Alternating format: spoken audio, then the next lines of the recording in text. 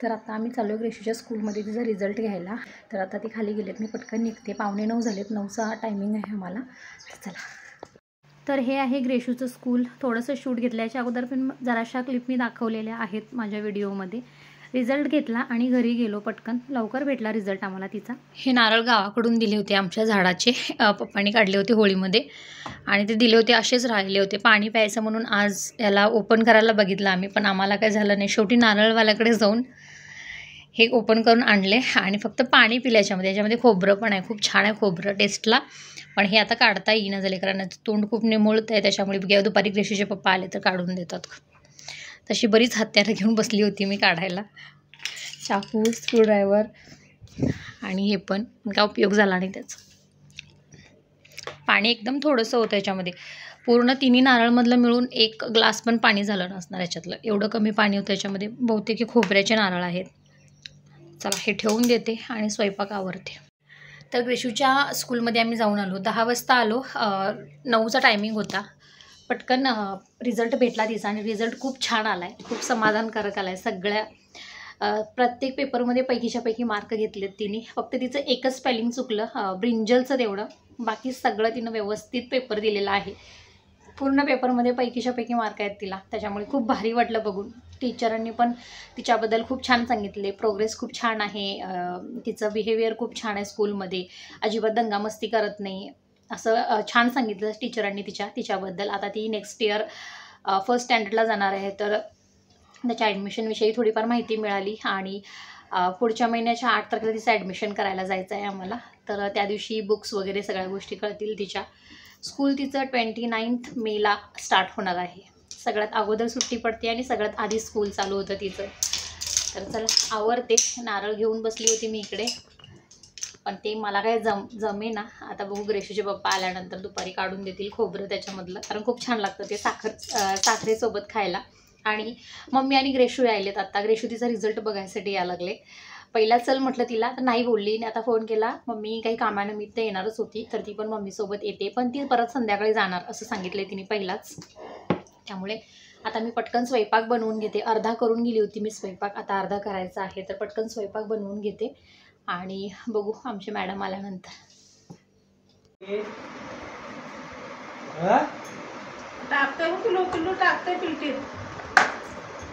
आई कुठे आहे? आई कुठे आहे? मांडीवर पायटून चढायला आई कुठे आहे? ह्याच्या अगोदर जी तुम्ही क्लिप बघितला ती गावी आम्ही गेलो होतो. गुरुवारी ग्रेशू आली, रिझल्ट बघितली आणि परत मम्मीसोबत गावी गेली. आणि संध्याकाळी 10:30च्या दरम्यान तिला ताप आला आणि सर्दी खोकला, त्याच्यामुळे ती रडायला लागली मम्मा पाहिजे म्हणून. आम्ही गावी जाणार होतो, पण एवढ्या रात्रीचं मम्मी नको बोलली, तरी पण आम्ही तयारी केलो होतो जायची. पण ग्रेशू नंतर झोपली म्हणून मग राहिलं जायचं. परत ती 4 वाजता उठून रडायला लागली मम्मा पाहिजे म्हणून. मग सकाळी लवकर गेलो आणि तिला घेऊन आम्ही घरी आलो. घरी आल्यानंतर डॉक्टरकडे घेऊन गेलो तिला, पण डॉक्टर नव्हते, त्याच्यामुळे परत घरी आणावं लागलं. आणि घरात जी औषध होती तीच तिला मी कंटिन्यू केली. आणि त्याच्यानंतर संध्याकाळी आम्ही डीमार्टला गेलो. म्हणजे गल्लीमध्येच इथं ज्या आमच्या समोर ताई राहतात त्यांच्यासोबत डीमार्टला जायचा प्लॅन ठरला. आता जस्ट डीमार्टमधून आली मी, सामान काढायचं आहे मला हे, आणि 8 वाजायला आलेत. अजून स्वयंपाकाचं काय पण नाही, स्वयंपाकाचं बघायचं आहे आता. इथं माझा स्वयंपाक चालू आहे. कुकर लावला आहे मी. आता भाकरीचं पीठ मळते आणि इथे भाजीची तयारी केली आहे. अंड्याची भुर्जी बनवणार आहे, त्यासाठी तर भाजीची तयारी. कोथिंबीर इथं भिजत ठेवलेली आहे. चला तर ही गँग बसलेली आहे सगळी. तर इथं मी अंड्याची भुर्जी बनवली. इथं आहे भात, इथं आहे आमटी आणि भाकरी तर आता आहे खाली ठेवलेल्या आहेत. आणि इथे बघा असा डीमार्टमधून सामान आणलेलं अर्ध मी ठेवलं आणि मॅडम एवढा सगळ्याचा पसारा मांडून बसले. कशाबरोबर पण खेळायचा होय? ते ठेव, आता जेवण करूया, वेळ झाला, 8:45 झाले.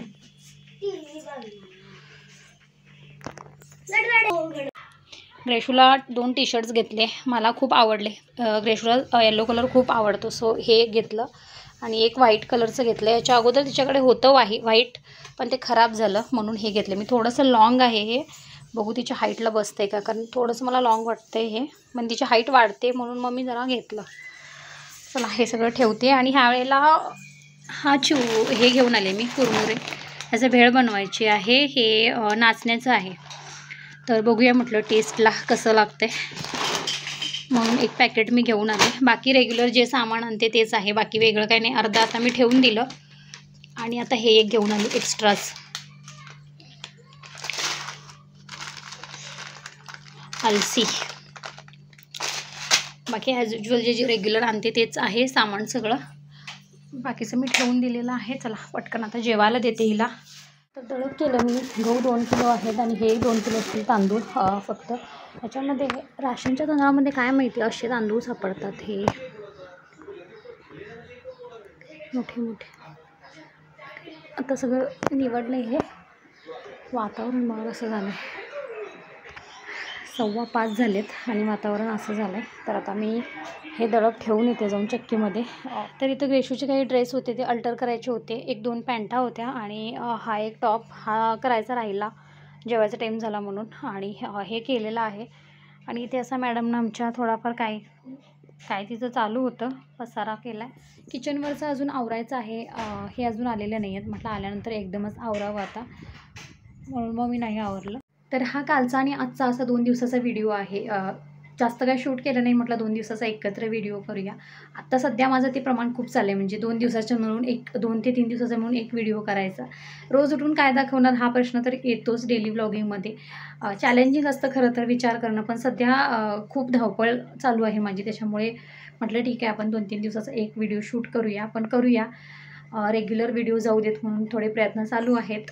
किचनवरचं जसं मी सांगितलं आवरायचं आहे. आता ग्रेशूचे पप्पा येतील, वेळ झाला आहे.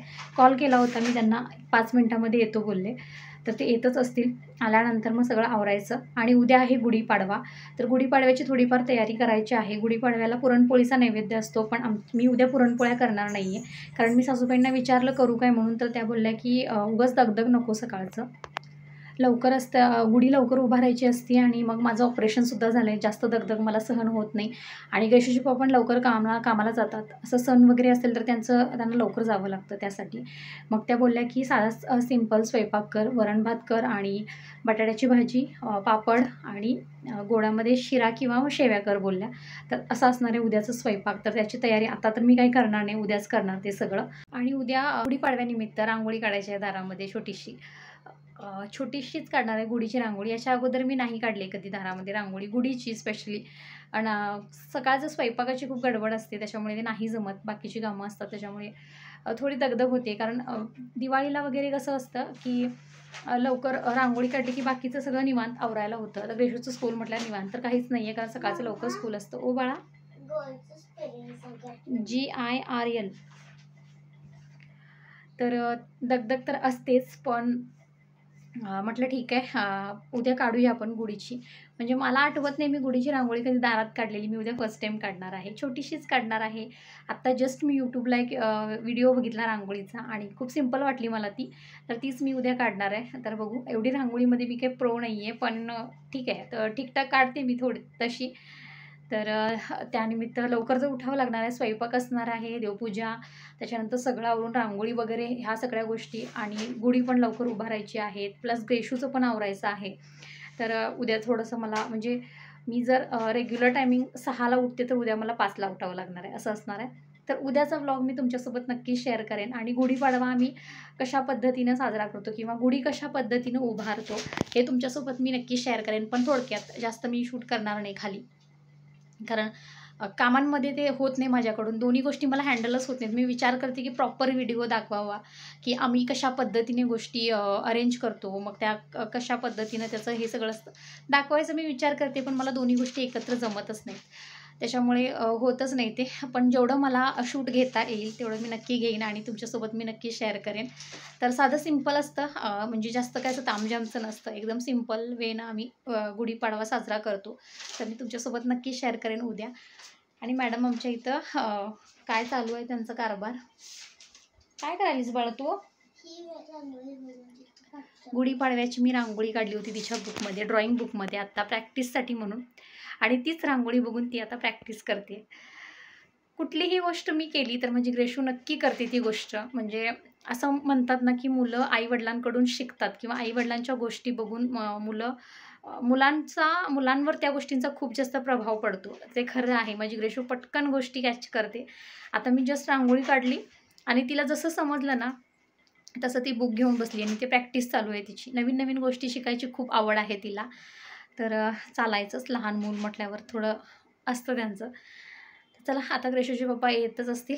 ते आल्यानंतर हे रुटीन असणार आहे, आवरायचं त्यांचं जेवण आणि मग हे सगळं आवरून आज लवकर झोपली तर उद्या लवकर उठायला होतं. तर चला उद्याची तयारी करायची आहे. तर ती उद्याच होणार, आज काय होणार नाही त्याची तयारी, कारण पुरणपोळीचा स्वयंपाक असता तर काहीतरी केली असती तयारी. पण आता सिंपल स्वयंपाक असणार आहे, तर ते उद्याच तयारी होणार. पण एवढं मात्र खरं की उद्या लवकर उठून सगळं आवरावं लागणार आहे. थोडी दगदग होणार आणि थोडासा मला किडनी स्टोनचं जरी ऑपरेशन झालं असलं तरी मला त्रास होतोय, माहीत नाही का. आता मला वाटतं डॉक्टरांना एकदा व्हिजिट करावी लागणार आहे मला, कारण भरपूरच त्रास व्हायला लागला आहे. 2 दिवस झाले आणि आत्ता पण मला पेन होते. तर समजत नाही आहे ऑपरेशन झाल्यानंतर पण असं पेन का होते. लास्ट टाईम जेव्हा मी गेली होती होळीच्या टायमाला, तेव्हा तर तो खडा म्हणजे जे तुकडे करतात ते लोकं, ते एकदम त्या जागेला येऊन लागलेला म्हणून त्रास होत होता.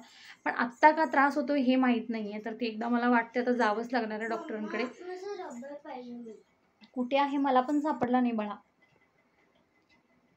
त्या कंपासमध्ये आहे का बघ की ह्याचा मिकी माऊसचा.